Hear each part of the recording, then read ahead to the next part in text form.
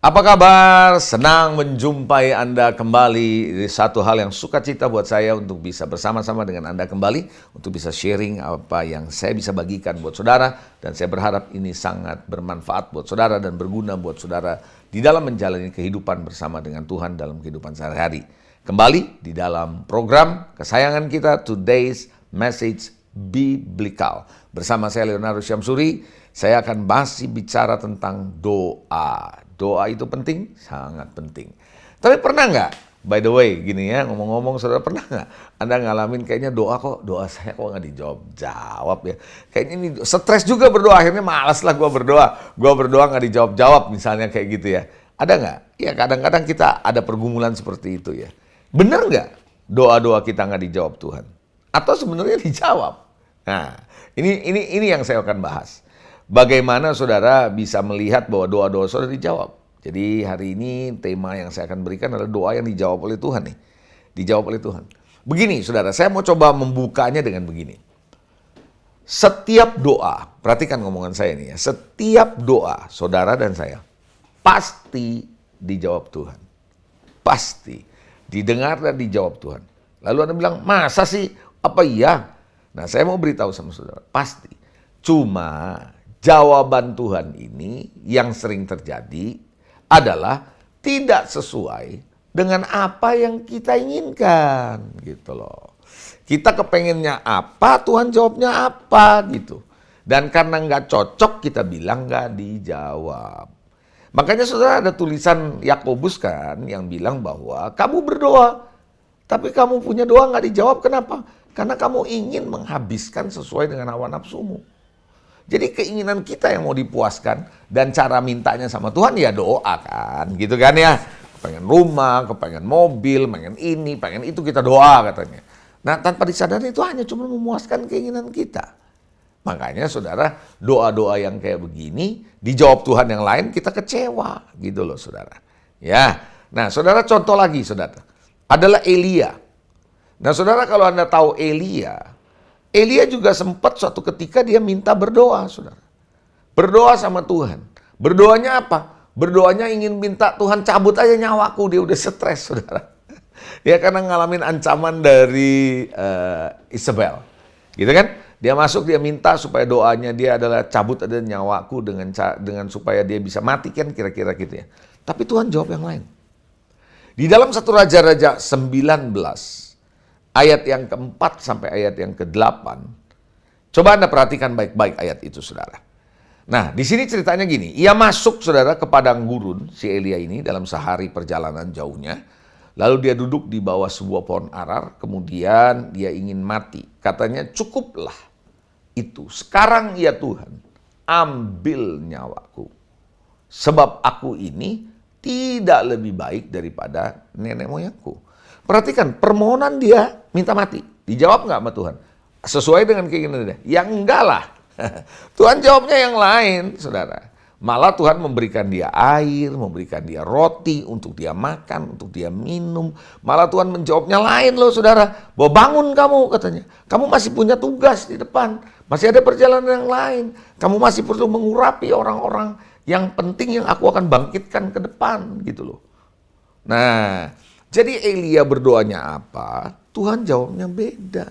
Dijawab nggak? Dijawab, tapi tidak seperti yang kita mau gitu loh. Nah, jadi makanya kenapa perlu sekali kita tahu kehendak Tuhan apa dalam doa-doa kita. Itu sangat penting. Esensinya di situ. Saya sering katakan begini. Kalau datang ibadah ke gereja, itu tangkap hati Tuhan. Tangkap hati Tuhan. Apa maunya Tuhan, apa yang menjadi visi Tuhan bagi saudara, bagi saya, itu nanti ketika kita jalan dengan hati Tuhan, ikutin visi Tuhan, dengan sendirinya persoalan kita selesai. Contoh lagi ya, ada contoh di Alkitab saudara. Kalau Anda pernah baca ya, cerita di mana ada 3 malaikat datang di siang hari, mendatangi jalan di depannya tendanya si Abraham. Nah saudara, si Abraham ini lagi dalam konteks ya memikirin kok janji Tuhan nggak datang-datang, istri nggak hamil, belum punya anak. Sementara itu, saudara, matanya dia angkat mukanya, dia lihat ada 3 malaikat.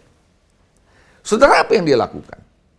Dia minta malaikat tinggal, dikasih makan dan sebagainya. Dia nggak minta loh apa-apa. Tetapi, saudara, Tuhan 3 malaikat ini setelah makan, nanya, di mana istrimu?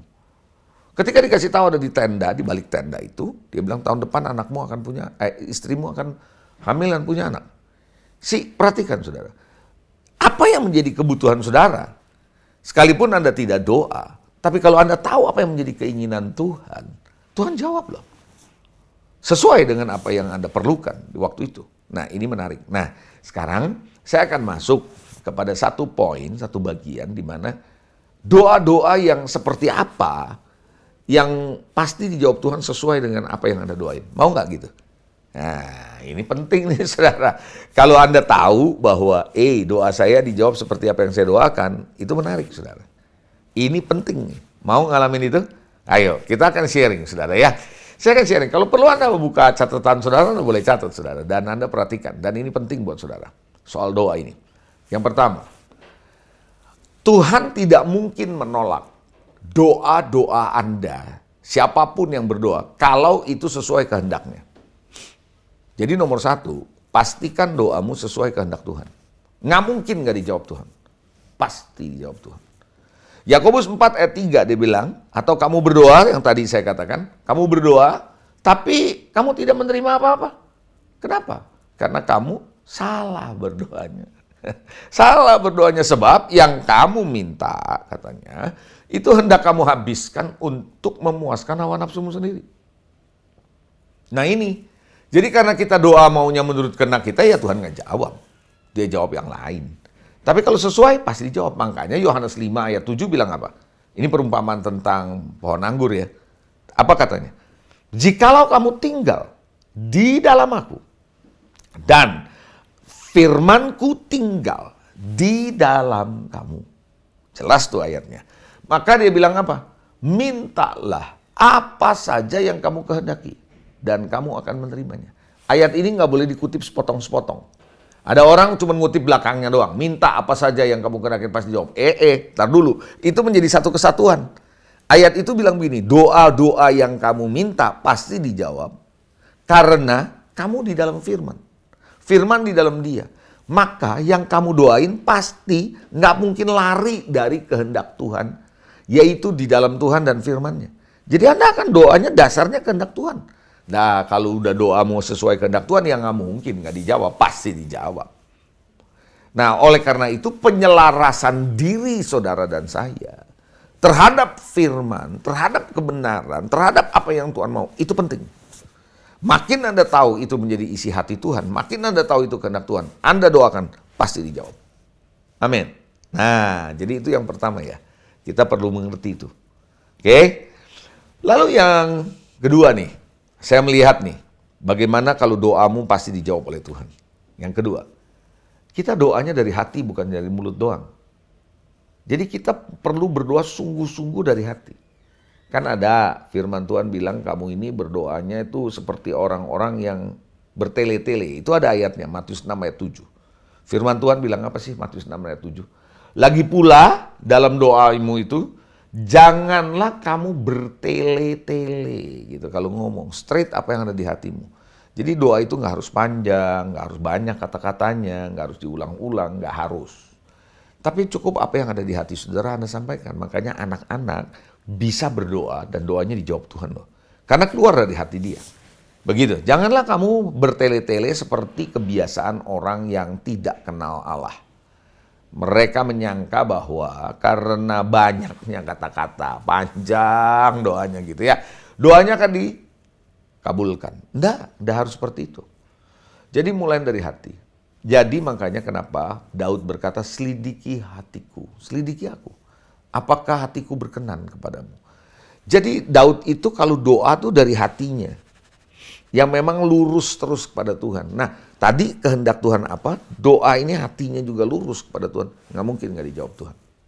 Hati yang nggak bengkok-bengkok, hati yang memang selalu mencintai Tuhan, kepingin untuk apa yang Tuhan kerjakan di bumi ini boleh terjadi, Saya sangat percaya doa itu pasti dijawab oleh Tuhan. Yang ketiga, are you ready untuk yang ketiga? Nah, yang ketiga, karena tadi kita berdoa harus dari hati, yang ketiga kita mesti beresin hati kita. Nggak mungkin ya kita bisa berdoa dari hati yang tulus, yang murni, ya, yang benar gitu. Kalau penuh kepahitan, kebencian, kekecewaan, kemarahan, ini hati mesti diberesin dari kekotoran dalam tanda kutip yang mencemari hati kita. Matius 5 ayat 23 sampai ayat 24 ada firman yang bilang begini.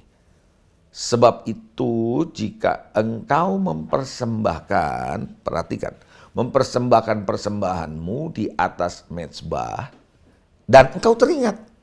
Teringat apa? Teringat akan sesuatu yang ada dalam hati saudaramu terhadap engkau. Jadi ada persoalan nih antara Anda dengan saudaramu yang membuat hati dari saudaramu nggak beres dengan kamu. Dia tahu nih, Anda tahu. Maka dia bilang, sekalipun kamu lagi bawa persembahan, tinggalin dulu tuh persembahan. Tinggalkan persembahanmu di depan mezbah itu, lalu pergi berdamai dahulu dengan saudaramu. Lalu kembali untuk mempersembahkan persembahan itu. Persembahan itu diterima kalau kamu sudah beresin. Jadi kalau belum beres nih persembahan, percuma kamu bakar di hadapan Tuhan.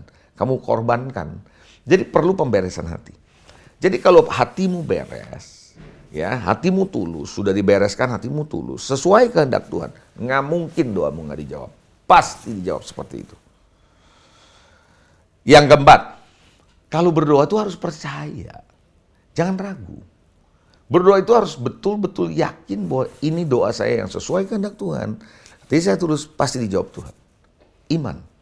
Karena iman itu substansi, materi di mana mujizat bisa terjadi.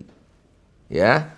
Markus 11 ayat 23, firman Tuhan bilang begini, aku berkata kepadamu, sesungguhnya, Yesus bilang, barang siapa berkata kepada gunung ini, beranjaklah dan tercampaklah ke dalam laut. Asal tidak bimbang hatinya, tetapi percaya. Dia tidak bimbang, dia percaya. Dia bilang pada gunung itu, beranjak, terancak, tercampak ke dalam, masuk ke dalam laut. Bahwa apa yang dikatakannya akan terjadi, dia percaya dengan doanya, maka hal itu akan terjadi. Jadi kalau berdoa itu jangan dijawab nggak ya, benar nggak ya begini. No. Kalau itu udah tahu dari hatimu, itu kebenaran dari firman Tuhan, itu adalah yang Tuhan memang mau, pasti akan digenapi. Nah, saudara, itulah sebabnya kenapa ada ayatnya juga, Yakobus 5, 15, 16 bilang apa? Bahwa doa yang lahir dari iman akan menyelamatkan orang sakit, katanya gitu ya. Dan Tuhan akan membangunkan dia, ya toh. Dan jika ia telah berbuat dosa, maka dosanya akan diampuni.